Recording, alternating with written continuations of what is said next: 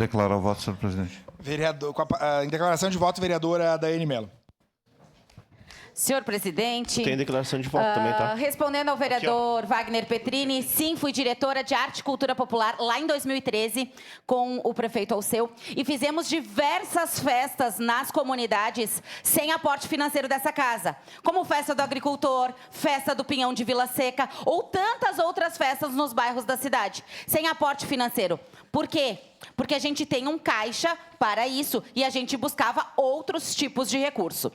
Agora, em 2021 a 2023, fui diretora da Estação Cidadania Cultura. Lá fizemos diversas atividades que reuniram, sim, milhares de pessoas lá na região oeste da cidade. E também sem o aporte financeiro para pagamentos dos artistas. Muitas vezes ainda com o apoio de outras leis de incentivo. Então, eu quero dizer que existe a questão da Lei Rouanet aprovada e uma lei estadual para o pagamento dos artistas. E eu não vou ser responsabilizada aqui por votar contra, que eu estou sendo contra a cultura por ter assumido um cargo perante outros governos. Assumi e trabalhei para isso. E sempre organizei junto aos artistas locais as atividades, inclusive num ano de Festa da Uva, com o palco Mix.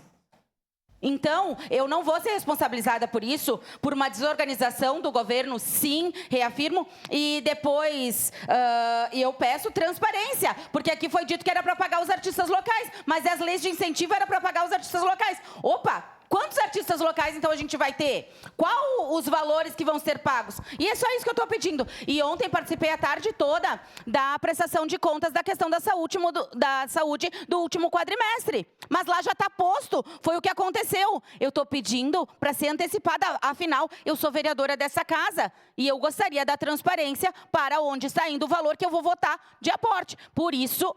Por este motivo, votarei contrária, mas sim, sou a favor da festa das colheitas, diferente da posição de outros vereadores aqui nessa casa colocado. Eu sou a favor da festa das colheitas, a favor da agricultura, a favor da cultura, a favor dos artistas locais. Sou contra esse aporte financeiro no valor que está sendo colocado, da maneira que está sendo colocado. Para concluir, obrigado. Com a palavra, vereador, em declaração de voto, vereador Daniel Santos. Vereadora Estela, que dirigiu a palavra a mim em relação ao que eu falei sobre a responsabilidade dos vereadores. Primeiro que eu nem tinha referido nenhum projeto, nem sabia, mas você falou que apresenta um projeto inconstitucional para provocar o município, que por sinal esse projeto do Banco de Material Escolar, em janeiro eu sentei com o prefeito e fiz a indicação e não provoquei o prefeito para fazer o projeto.